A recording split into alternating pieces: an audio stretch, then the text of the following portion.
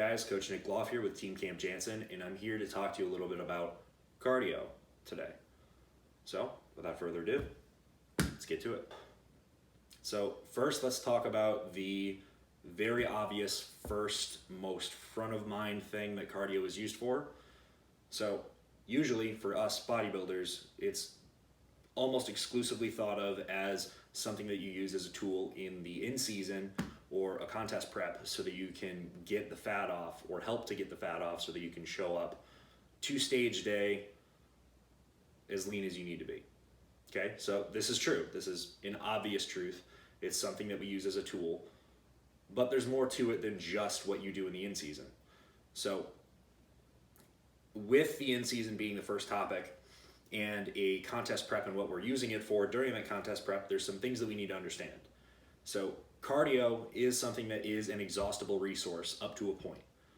So there's going to be considerations that need to be made where you can't just push cardio endlessly and not have a negative downstream effect at some point.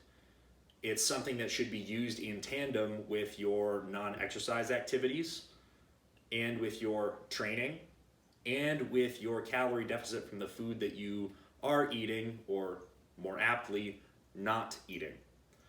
So you can't just use cardio only as a tool that's going to do the fat loss for you. Do as much cardio as you want, you're not going to be able to get there, not successfully. So you may get a portion of the way there, and it is something that will give you an independent rate of loss that will be separate from anything else if you were to try and do it that way and not make a calorie drop at the same time that you change your cardio output, okay? So in that sense, it is a singular pathway that you can use. It's one single tool that can be used definitely to help increase your calorie expenditure for the day, for the week, that is going to result in the fat loss that you're looking for or the overall tissue loss that you're looking for to get the scale weight down by the end of the week. Okay? But there will be a point, especially when we're looking at actually doing a prep, that you're going to you can take it too far. And if you're only willing to change your relative deficit by increases in cardio, you're going to run out of resource to work with at some point.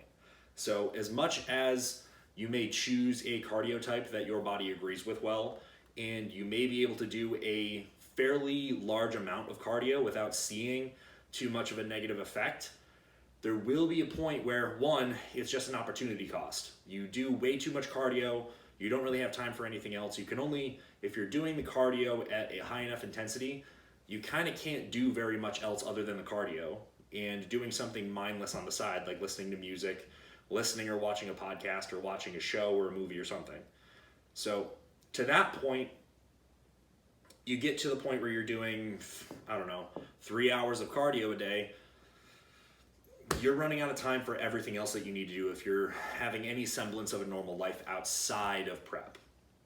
So having that much total activity time is going to be detrimental just by the opportunity loss that you have by pushing out other things that you could be doing with your time.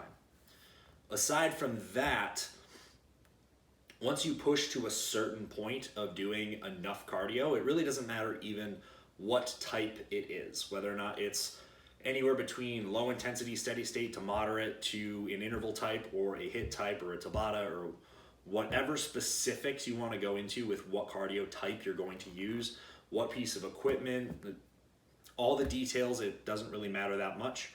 You push it to a degree, it's going to start taking away your ability to perform in your training because you're just expending so much energy with something that is going to be taxing your body in a way that your muscle tissues, even if it's doing a low impact type of cardio, there's going to be a point where you're going to have accumulated breakdown on those tissues that, because of the nature that you have to be doing this on a fairly consistent basis to get the deficit that you need to get the end result that you're looking for, that consistent breakdown, if you're already in a fairly deep enough deficit, you're going to be running behind on your ability and your resources to perform and recover. And at the end of the day, if you get to stage and you abused yourself and you just kept on pushing and pushing and pushing, you never ever recovered, and just you're always in complete breakdown all the time, doing that 3 hours of cardio is probably going to be doing more detriment than it was good, and it's going to give you not the visual appearance of what you'd like, because you'd likely tear through some muscle tissue on your way there. So, and because of the fact that you don't have the ability to perform at your highest level when you're doing a ton of output in that way, you're going to not be able to perform and get the output you need from the weight training, which is the stimulus that you need to keep and retain the tissue that you already have. So, if the performance starts to dip markedly because you increased your cardio amounts, that is a consideration to be made. Okay? There will be a point of diminishing returns where it's absolutely true, as a side, that when it comes to prep, you got to do what you got to do. There can be an arbitrary limit that you want to set for yourself that you don't want to go over, whatever number that might be for you individually. But when it comes down to it, if you have to get on stage and you're going to be up there basically naked in front of a whole bunch of people, you got to do what you got to do. If you've got to do a ton of cardio to be able to get lean enough to make it, you got to do a ton of cardio to get there. Might you have some issues with retaining muscle and your performance going down and your recovery not being great? Yeah, maybe, but it's something that you're going to have to do if you have to do it. So at the end of the day, when it's an in-season, it's a prep, and the end goal is to make it to being as lean as you need to be competitive for a show. The ends are going to have to justify the means. So no matter what it is that your value system is on what it is that you are willing and not willing to do, you need to be able to set a logical limitation on how far you will push it and use all of your other tools. So hopefully you don't have to take the one tool to the absolute extreme to the exclusion of the others to be able to get there. This is a multiple pathway effort to being able to get to the place that you need to go. So you need to be aware that just trying to push on one of them super duper hard is going to have an unintended downstream effect that you may be able to at least push off, if not avoid, if you were to use all of your other tools in a little bit more of an intelligent and plotted out way. Off season. Okay, so we already talked about the in-season and what you may or may not have to do with cardio and prep. But cardio shouldn't be something that we only do in prep. It's not just something that we use as a lever to pull so that we can get a higher amount of calories burned. Okay, so in the off season, if that was the only thing that cardio was good for, we wouldn't include cardio. It wouldn't even be a consideration. Because what are we trying to do in an off season? We're trying to put in enough calories for us to get enough muscle tissue to grow in proportion to the effort that we're putting in the training. Okay, that's our goal in the off season. We want more tissue laid down. What do we need for that? We need the substrate to do that and the energy to allow it to happen. So would it make any sense to do cardio in the off season if the only application of cardio was to burn energy? No, it wouldn't make any sense, because you'd be directly going against the efforts that you're making to be in a surplus for you to get to the goal. But cardio isn't just for burning off energy. On an in-season, on a prep, that is the primary reason that we use it. All the secondary benefits are secondary benefits. But the main thing that we're looking at for the in-season in a prep is energy expenditure so that we can get to the end goal. In the off-season, that's not the case. We're not looking for energy expenditure, because if that was the only thing that we get, then we're directly fighting against the direct effort that we need to go through to get a surplus to happen, to get more tissue laid down. So what are the other benefits? The other benefits would be better holding on to your insulin sensitivity for a longer period of time. So when you're in an off-season, and to the extreme that we have to go to in a prep or in an in-season in a diet, even if you don't step on stage, that's an extreme, but comparative to what our body would be normally exposed to if we weren't bodybuilders, the off-season is another extreme. We're putting in more food than really our body wants to even use, We're pushing it consistently, trying to push above and beyond our limitations that are physically set for us at that time. And we're consistently doing things that are going against what our body would naturally want us to be doing. Okay? So, and as you push any physiological system towards its boundaries and then trying to push beyond them, there is going to be a negative effect because of that. So we can mitigate some of those things by looking at the systems that it does affect and then looking at what options we have that we can use as leverage, what tools we have that we can leverage so that we can actually fight against some of those downstream effects that may be negatively affecting us and taking away from the primary goal anyways. So one of those things is when you start pushing up calories, and you're gonna have to. So it's an unavoidable fact. You're going to have to push up the calories. The main thing that we push up is carbs. If you keep on putting in more carbs, I mean, when our digestion is not instantaneous. Digestion is something that happens over hours and hours and hours and hours. And depending on exactly the composition of the food that you ate, it's going to take a scaling amount based off of what that is.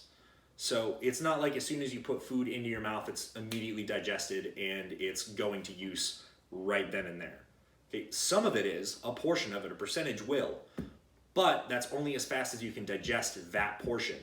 That's not all of it. And for us, when we're eating every 2 hours, 3 hours, however it's set up, if you're eating a normal amount of meals a day for a bodybuilder, then you're going to be having a never-ending line of food, of meals that are coming in where very likely and overwhelmingly likely, the meal that you ate prior is not done completely digesting yet and hasn't exited yet by the time that you're putting more food in. Okay? So that means that we're always in a breakdown of the foods that we're eating. We're always digesting it, we're always pushing it through circulation.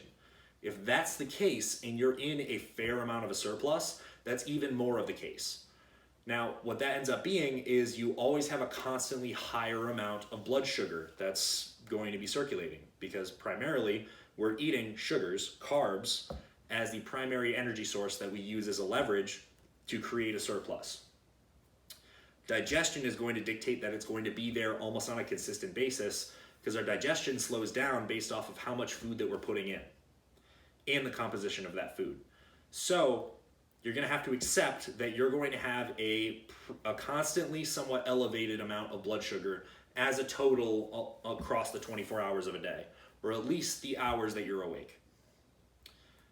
As a result of that, you're also going to have higher output of insulin to combat that so that you can assimilate all that blood sugar into tissues. If you don't, then you die.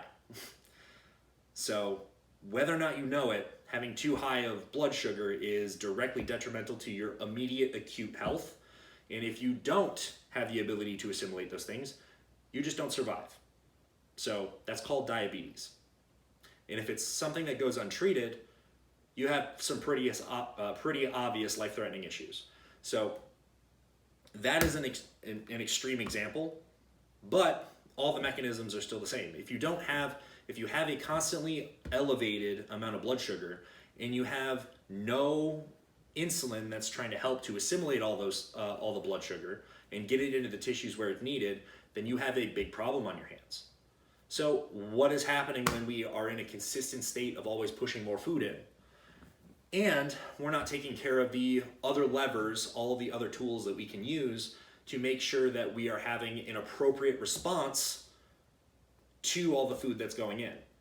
So the appropriate response is a proportionate amount of insulin is sent out by our pancreas so that we can start clearing the blood sugar out of the bloodstream and into the cells where it's needed so it can be used directly or it can be stored.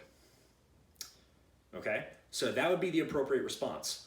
What happens when it's in a constant elevation over a long period of time is that response starts to get a little bit less proportional to what's needed. And as the health of the overall system takes damage because of that state over a consistent period of time, you have a desensitization happen. Okay? So you end up being less insulin sensitive. Okay? And as that happens, you have a much harder and harder time getting all of the blood sugar that is circulating to actually go into the cells where it should be. So you're in a constantly higher blood sugar amount and concentration in the bloodstream at all times. And that has a direct effect, again, on your immediate and your chronic health.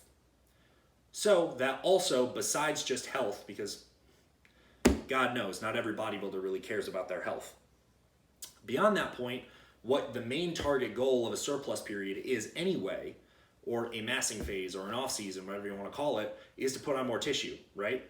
So if the goal is to put on more tissue, then you not utilizing all the nutrients that you're putting into your body correctly, and you're not allocating them to the tissues that they should be put into, you have a problem. You're not achieving the primary goal at hand, okay? So what you end up having as an issue here is you're putting in more and more food, but you're not actually putting it into the tissues where it should be. And as you get less insulin sensitive, you're going to have a much harder and harder time allocating that extra energy into muscle tissue as opposed to fat tissue. So the proportion of what ends up being displaced into muscle for the goal of actually building more of it and what gets placed into fat tissue for storage, that proportion that you may have had in a better place prior to, as the total health of the system starts to decline, it'll start shifting a little bit more towards storing it as fat. Okay? So what we end up seeing is if you're not taking care of your cardiovascular health and your insulin sensitivity, which has a definite and direct interplay with how energy is used, you continuing to keep up on your cardiovascular health and doing cardiovascular activity is going to help you retain your ability to be insulin sensitive over a long period of time, even if you're in a calorie surplus for a long period of time at an extreme amount. So we're not looking at cardio as a way for you to modulate how much energy is being used. We're looking at cardio as a way to keep the system healthy so that you can actually stay insulin sensitive and keep the proportion of the surplus that you're eating closer to the desired proportion that we want it to go towards muscle and not more towards fat. You're never going to have 100% in one direction, but the proportion of one going to one or the other, it will shift. And as your insulin sensitivity starts to go down because your cardiovascular health is deteriorating and you're not doing any cardiovascular work, it's a problem that you're just leaving to sit, and it's only going to get worse over time. Another major issue in the off season for bodybuilders, and even some in the in season, is heightened blood pressure and a higher resting heart rate than it should be. So these are common issues that a lot of people have, and actually most people that are bodybuilders that do the things that bodybuilders do year in and year out have these issues, and they become chronic issues, and they end up being, in a lot of cases, what ends up ending careers for a lot of people at some point. Having high blood pressure, having bad cardiovascular health in general, is what ends up giving you the kidney damage, the heart damage, the just inability to continue on the path that you would set off on in the first place. So being neglectful of the fact that your cardiovascular system is directly central to everything else. Your cardiovascular health has a direct bearing on the health of the entirety of the rest of the system. We are built in a way that if our cardiovascular system fails, everything fails. Everything is done, nothing else works, it's over. Okay? So that is extreme, but it's the truth. So we're only, as bodybuilders, consistently very myopically focused on the one system that really has a direct bearing on our outcome that we care the most about, which is the skeletal muscle system. But all the things that we do as bodybuilders have an effect on more than just that system alone. It's not isolated to just the skeletal muscle system, okay? So the drugs that you use, the intense changes in body composition, the huge influx and huge deficit of food over a period of time, the high allostatic load from just being stressed all the time from the things that you make your body do, and all of the demands of a normal life on top of being a bodybuilder, or even just being a bodybuilder with responsibility because you're a human being, the things that we have to engage in as bodybuilders, especially if you're taking it to a higher level, they all are a compounding effect. And those compounding effects have a direct response to your cardiovascular health. Okay? So in one way or another, they all feed into the same place. And if that system is taking so much of a beating and you're not doing anything to help it, over years, over decades, it will decay and it will get worse. And the condition that you're in is going to be harder and harder for you to reverse out of. Okay? So after you've been in a hypertensive state, you have high blood pressure for a period of 10, 15, 20 years, you've had significant damage done to your cardiovascular system. It's happened. And those things are not reversible. Some of the symptoms and some of the downstream effects of that happening can be modulated. But once the damage is done, the damage is done. It's almost impossible for you to create any sort of significant change to bring you back towards normal where you would have been if you didn't spend all that time in that place. So, heed the warning. Off season, cardio is still important. It is still important, okay? Looking at it as if it's just you sitting on the hamster wheel and you just burning off energy, and that's directly contradictory to you being in a surplus so you can gain tissue, is looking at way too narrow of a scope. You're missing the point that your cardiovascular system is a central system that makes sure that you are alive, keeps you healthy, and takes care of the longevity of your living system, the organism that you are for the entirety of your life. And the moment that it isn't healthy and it has deteriorated beyond the point of return, it's over. You're staring down the barrel of a gun that you could have turned elsewhere a long time ago. So don't be the YOLO that decides that I'm not going to do cardio because it's the off season and it's time to eat pizza and do a full-on permabulk style diet and then just see what happens until prep time. And then you do 3 hours of cardio a day for 12, 16, 20 weeks, and then you just call it at that. It's not going to work that way. Your long-term health is dictated based off of what it is that happens for the majority of all time, of all broad time that you exist. If you're in a somewhat healthier state in one period of the year, prep, or when you're dieting, in one very specific way, sure, that might be counting towards you in some ways for that period of time. But if for the rest of an entire year, or the majority of the next 3 years, 5 years, 10 years, 20 years, you're in a consistently unhealthy place, that does add up. You doing a ton of cardio during a short period of time during a year is not going to save you from what happens to you after a long, consistent period of time of being in a bad place. Okay? So, cardio, in season, off season, it's both important. All right, you guys, so that is it for this video of building a foundation, talking about cardio. Now, if you've liked the video, make sure that you say so. Drop a comment.